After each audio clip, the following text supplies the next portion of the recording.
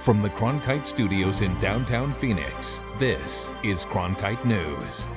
Good evening and welcome to Cronkite News on Arizona PBS. I'm Kyle Wilcox. The Cronkite News Sports Bureau covers more than just scores and highlights. Tonight we show you how martial arts could make football safer and show you how you can go inside the Diamondbacks games without leaving your living room. Sun Devil Stadium in Tempe has undergone renovations over the last 2 years. Most recently, the installation of a new state-of-the-art video board. I toured the stadium this week to see the progress and how the video board will enhance the fan experience. On August 31st, ASU football fans will fill Sun Devil Stadium for the team's season opener. Inside, an unfamiliar but welcomed sight awaits. It's a brand new video board in the north end zone. The video board had always been a major element in the reconstruction and re-envisioning of Sun Devil Stadium. The Arizona heat was a factor in the board's design. ANC, the company that was contracted to design the display, had to take this climate into account. We have an enclosure behind the entirety of that board, and we have 48 high-powered HVAC units or AC units, and that's to help mitigate, the heat. From the beginning of the stadium's renovations 2 years ago, Manning said this display was one of the most anticipated pieces that fans could look forward to. This has been on the books since day one. The video board installation is just part of this three-stage process to reinvent Sun Devil Stadium. The goals in mind: make this place a hub for major events other than college football games and enhance the fan experience. The board can get up to 9,500 nits in terms of brightness. So with that brightness, as well as that mitigative effect of the reflective, the sun reflectiveness, it's going to provide a great HD viewing experience for all the fans. And the size of the entire structure, 180 feet wide and 60 feet tall. The size of it is something to note. It's within the top 10 college football displays in the country. To give people a reference, that it's almost a 6-story building. Manning and Flagg say the board will be finished and fully functional by August 1st, exactly 30 days before ASU hosts New Mexico State to start their season. In 2020, the NCAA Golf Championships will begin a 3-year run at Grayhawk Golf Course in Scottsdale. And as Cronkite News reporter Greg McAfee explains, ASU hopes they never leave. Arizona State will team up with Grayhawk Golf Club to become the first venue to host the event for 3 straight years. But the school is planning for the future beyond 2022. Our ultimate goal long term is not just to host it for 3 years. We want to become what Omaha is for baseball, where we make this Grayhawk, Scottsdale, Phoenix, the Valley, the home of collegiate golf championships forever. This will be the 68th year that Omaha, Nebraska has hosted the College World Series. To approach that longevity, Harris said ASU and Grayhawk will have to put on successful events with enough support from the community to keep the championships here in Arizona. Greg Trias, president and owner of Grayhawk Development, believes the club's success in hosting large-scale tournaments in the past, including the PGA Tour's Fries.com Open and Pro-Ams for the Waste Management Phoenix Open, gives it a leg up. I think there's a chance for us to turn this into the kind of event that it'd be hard to take away. We view the NCAA championships as one of the misunderstood fun things to watch on TV and fun things to come be a part of.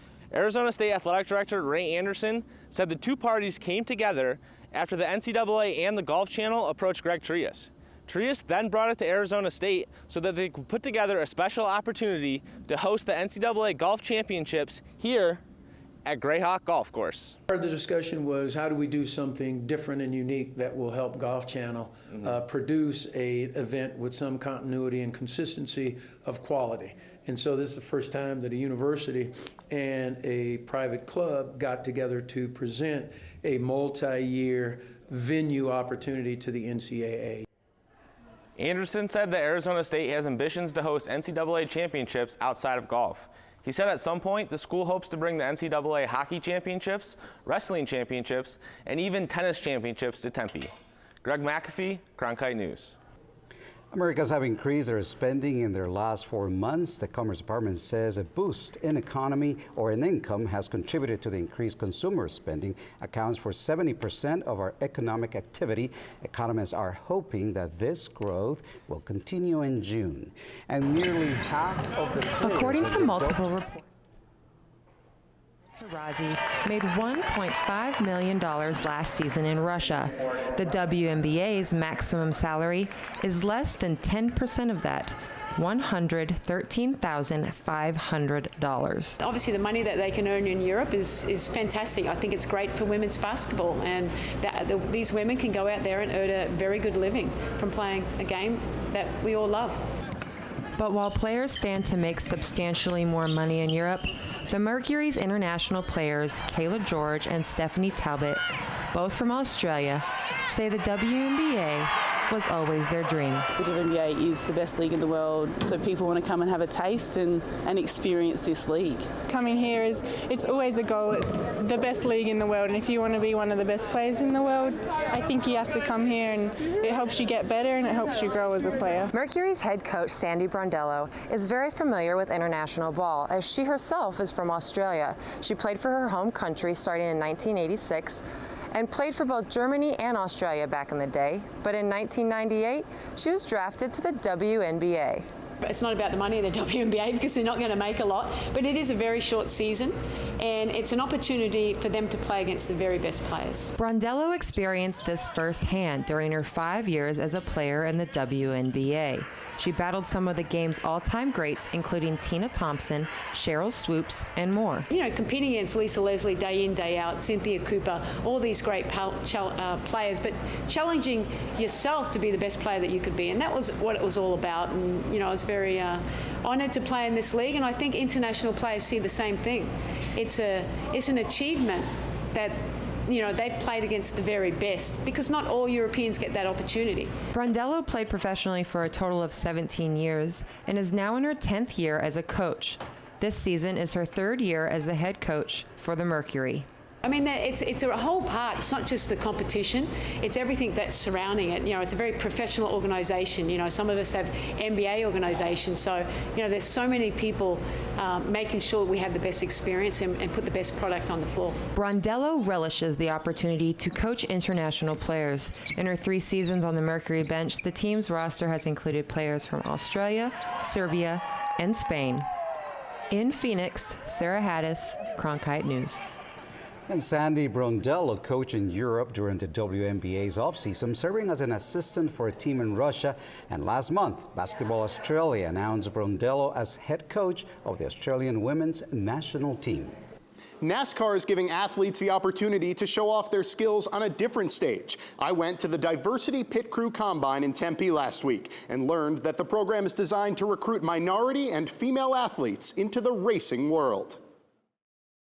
We look for athletes, bring them to North Carolina, and teach them about pit stops. NASCAR representatives say they look for athletes to fill these roles because they have physical skills to get a pit stop done in the target time of 12.5 seconds. We have a template that we're looking for per position, for tire changers, for jackmen, for carriers. Good size, good footwork, good upper body strength.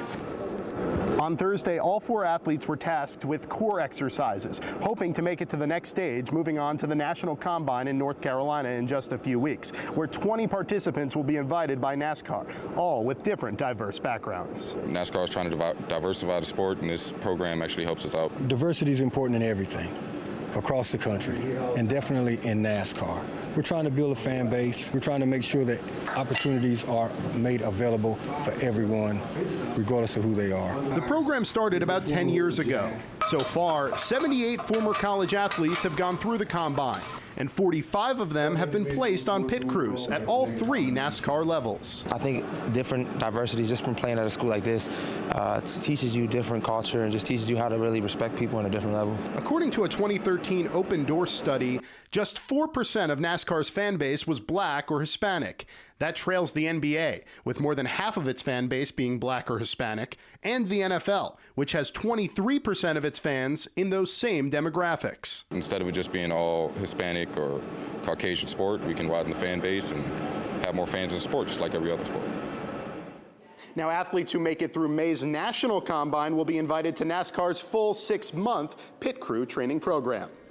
Games that last more than 3 hours are a complaint for some baseball fans. MLB Commissioner Rob Manfred said he wants to work with the teams and players to speed up the game. But Cronkite News reporter Kyle Wilcox spoke with some Diamondbacks players who aren't too excited with the idea. Diamondbacks manager Troy Lavello is not a fan of efforts to speed up games. Sometimes the game frustrates me a little bit because they're always in such a hurry to get through different things, and I don't like to be rushed. I don't know what more can be done, to tell you the truth. Maybe shorten commercials, the time in between innings. Some ideas that have been discussed to improve the pace of play include a pitch clock and an electronic strike zone. In 2015, a 20-second pitch clock was implemented in Double and AAA. This allows the pitcher 20 seconds to deliver the pitch before the umpire can penalize with an automatic ball. D-backs reliever Archie Bradley pitched with the clock during a pilot program in the Arizona Fall League in 2014. I mean, I understand it. I don't know if it'd necessarily fly here in the big leagues, but if it did, we'd find a way to make it work. So far this season, the average time of a 9-inning game has reached an all-time high at 3 hours and 5 minutes. That's 5 minutes more than last season. However, first baseman Paul Goldschmidt thinks the MLB should be cautious with speeding up the game. You can speed it up, and if the quality is worse, which I think is definitely a fear, if you speed it up too much, then you're going to lose fans. I know we want to draw fans in, but I think the more important thing needs to be the quality of the play. Increasing the game speed may cut down on some time here and there, but outfielder David Peralta doesn't think it will affect much. I don't really mind whatever they're going to do, but because, I mean, it's still going to be the same baseball. They want to change a little bit as their decision, but the game is going to take long. Major League Baseball has the power to unilaterally make changes if an agreement is not reached with the union, but needs to wait until the end of the following season. In Phoenix, Kyle Wilcox, Cronkite News. 7 teams participated in the Cactus Classic this last weekend. This 3-on-3 stand-up basketball tournament features amputees from across the country. Our Cronkite News reporter Kelly Broderick takes us inside Ability 360 in Phoenix with a look at how this event came out. According to the Amputee Coalition, there are over 185,000 amputees performed each year. That's an average of 507 people losing limbs each day. Centers like Ability 360 in Phoenix empower those with disabilities. One of those programs is Cactus Classic.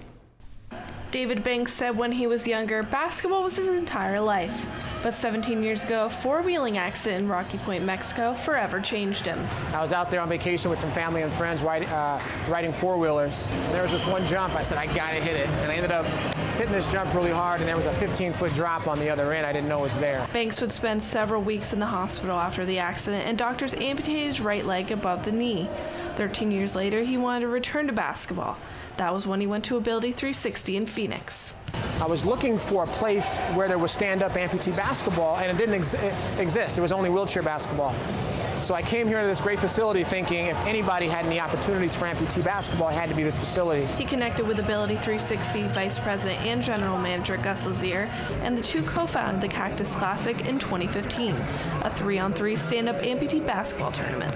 The tournament wasn't exclusive to Phoenix residents, as participants showed up from around the country, including Baltimore, Maryland resident Mark Burkham. I think the important thing is to be willing to embrace the fact that you're an amputee and be proud and not be afraid of who you are or afraid to show other people who you are.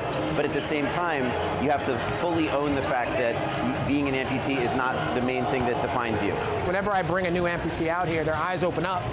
And they're like, I can't believe there's so many guys out here doing amazing things like this. So I think for a new amputee or anybody with a new disability, it's just really empowering for them to see this type of thing. It really helps them and gives them an advantage on this journey. Banks said the Cactus Classic is the only stand-up amputee basketball tournament in the country. The main focus of this tournament is to encourage athletes who use prosthetics to not let their disability hold them back. While the tournament may be in its early years, it has reached individuals from Colorado to Maryland and continues to grow with each year. For Cronkite News, I'm Kelly Broderick. Women are continuing to make history in sports. All-time WNBA leading scorer Diana Taurasi has played with the Phoenix Mercury for 14 seasons, the longest of any Mercury player. She has left lasting effects on her fans and community around her and doesn't plan on changing that anytime soon. Diana Taurasi's basketball journey has taken her from Chino, California to Storrs, Connecticut to Phoenix. And now she says she has found a home in the desert. It's a big deal being from Phoenix and representing the city and getting their support. While she's won WNBA championships, gold medals, and MVP honors, Taurasi's legacy in the Valley goes beyond the basketball court. Her game touches everybody in the city. You know, there's nobody in the city, I don't think, that doesn't know who Diana Taurasi is. Even if they're not a basketball fan, they know of Diana Taurasi. She's a great personality. Phoenix people see what she's like off the court. She's one of the nicest people out there. She'll take the shirt off her back to give it to someone in need. Assistant coach Todd Troxel, who has coached Taurasi both in the States and on her team in Russia, has seen firsthand her impacts both overseas and in the U.S. She's never big time, ever, so she never big times people. She always makes them feel like important, and then for them, I mean, you see someone who's the best acting that way, I think it shows a lot. Taurasi broke the WNBA's career scoring mark last month, an accomplishment that was celebrated with a special Taurasi night at a recent Mercury game.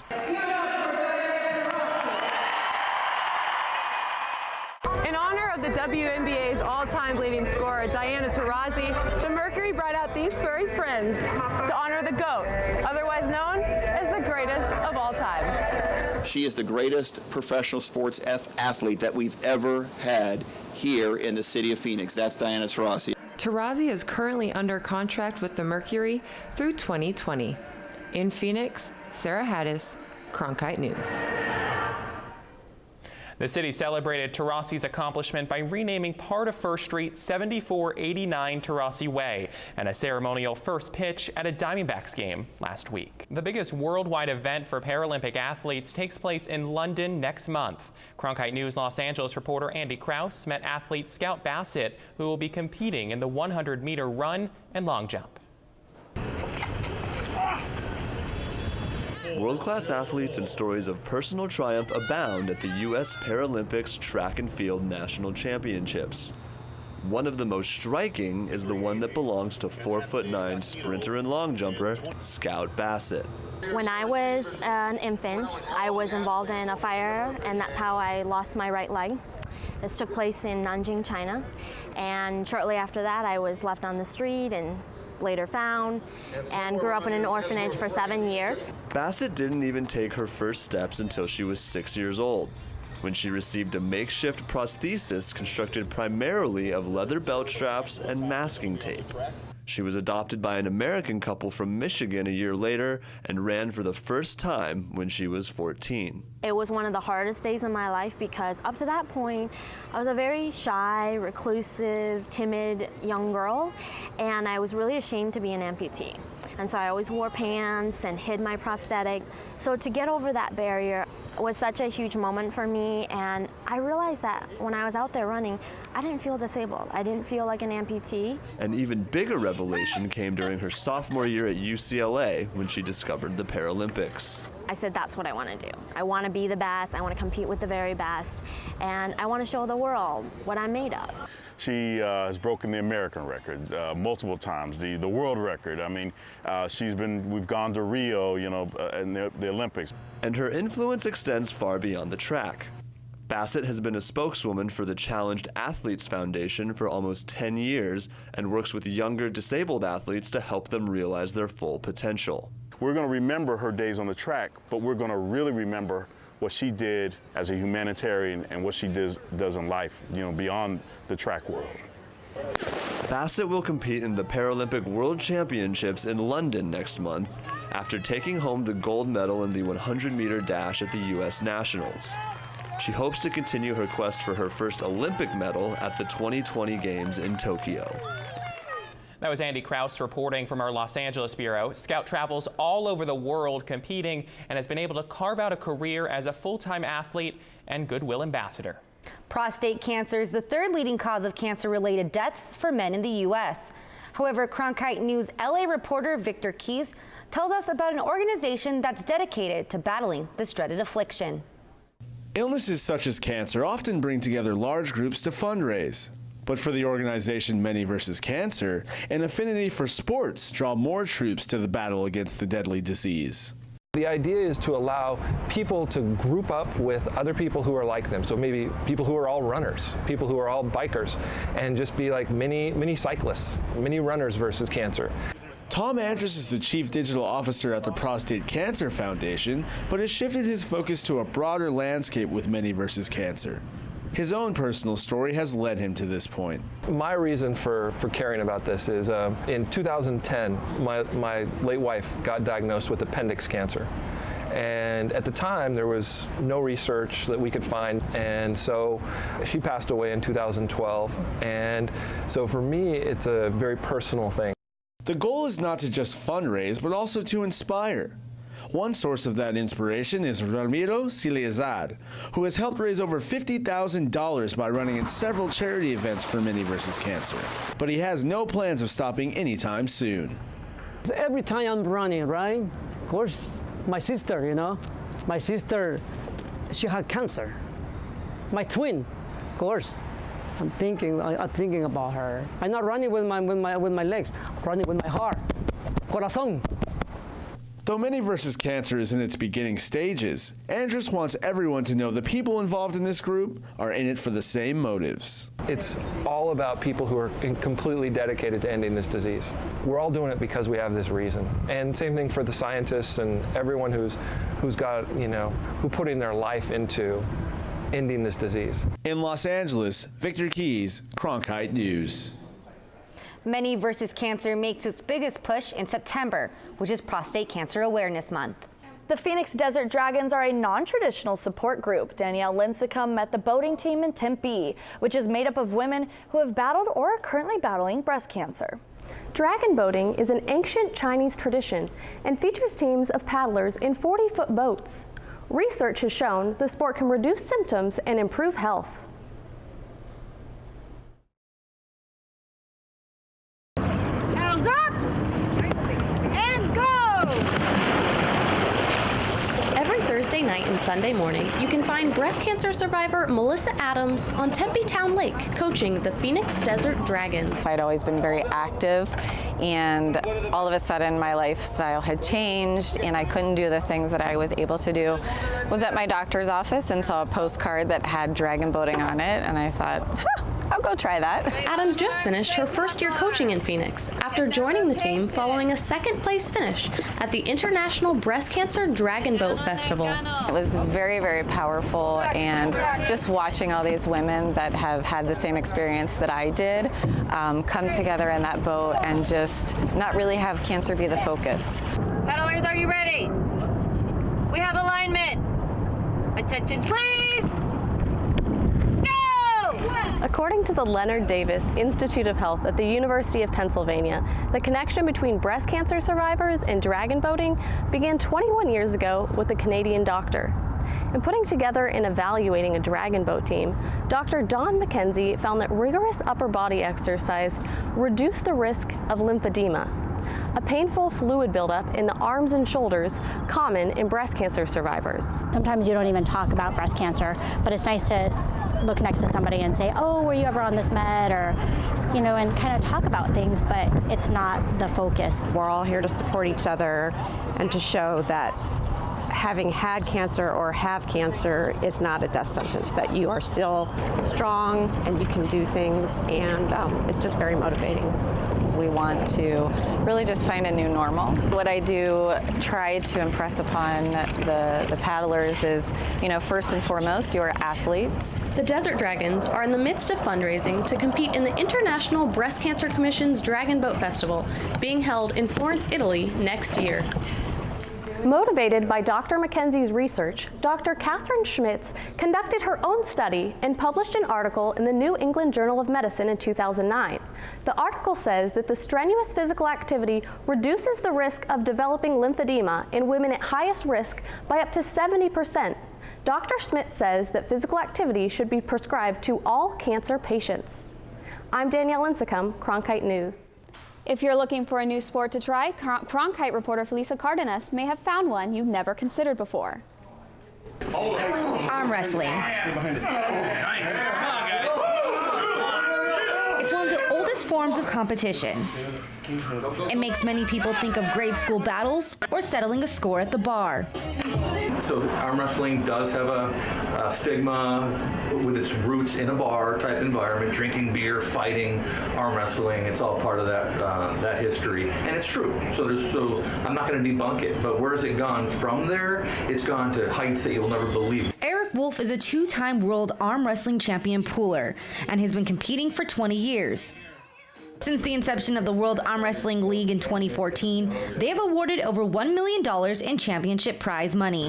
Here in Arizona, it's actually growing pretty rapidly. We have a team in Yuma, Tucson, and Phoenix. Scottsdale amateur arm wrestler Samantha Roberts-Pineda says the thrill that comes from arm wrestling is one she doesn't get from any other sport. When you get on the table to go against somebody who you have no clue whatsoever if they're on your strength or not, you just know that they're your same weight. And when they get up there and you feel someone's strength just powering through you, it's insane. It's an energy transfer that you can't get in any other sport, period. So no matter the skill level, all you gotta do is walk up to the table and try. Come on. The one thing I would give you advice for is just start slow and build up. Don't overdo it in the beginning because you get burnt out real fast. Just take it easy. It's amazing. Just come out and do it. One misconception Pineda aims to change is the idea that arm wrestling is just for the boys. She says while the popularity is growing in the Valley, she's still looking for more female competition. In Mesa, Felisa Gardenas, Cronkite News. If you're interested in trying your hand in arm wrestling, be sure to follow Arm Wrestling Addicts on Facebook for more information on local practices, showcases, and competitions. That's it for Cronkite News tonight. Thanks for joining us. For top Arizona stories anytime, go to cronkitenews.azpbs.org.